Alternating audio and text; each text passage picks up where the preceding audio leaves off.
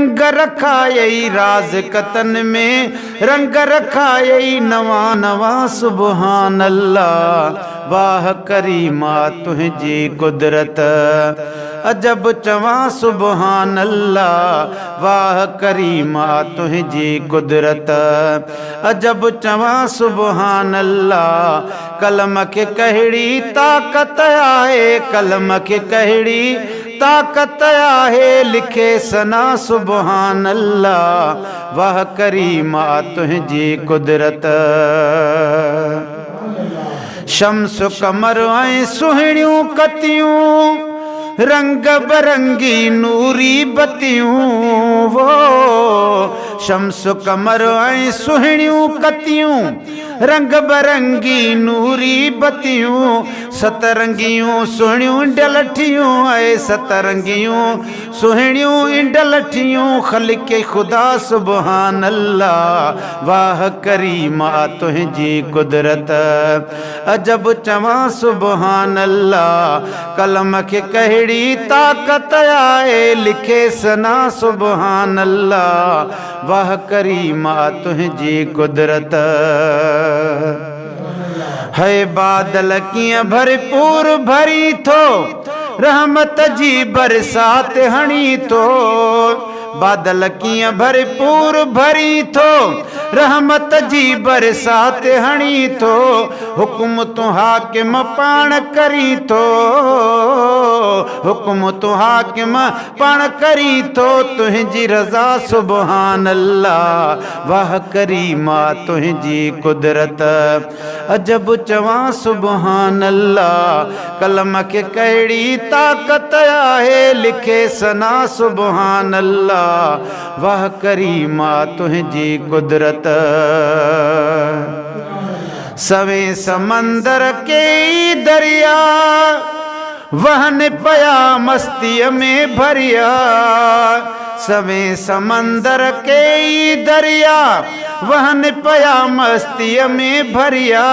तार मझा सब है तारूं तरिया तार मवंजा सब तारूं तरिया सदके वञा सुबहान अल्लाह। वाह करीमा तुझी कुदरत अजब चवा सुबहान अल्लाह। वाह करीमा तुझी कुदरत प्यारो फर्श बनाई परवर गुल फुल बूटा बहकन झंगझर।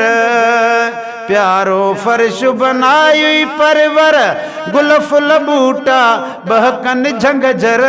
वण टिण सब्जियूं सायूं घर घर वण टिण सब्जियूं सायूं घर घर अजब नुमा सुबहान अल्लाह। वाह करीमा तुझी कुदरत अजब चवा सुबहान अल्लाह।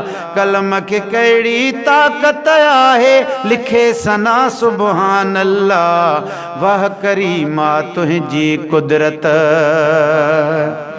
वेही पखियड़ा पंहिंजे टोलिन करे थहू परड़ा खोलिन। वो है वेही पखियड़ा पंहिंजे टोलिन करे थहू परड़ा खोलिन। कन था पंहिंजियूं मिठड़ियूं बोलिन कन था पंहिंजे मिठड़िन बोलिन में त पया सुबहान अल्लाह। वाह करीमा तुझी कुदरत अजब चवा सुबहान अल्लाह। वाह करीमा तुझी कुदरत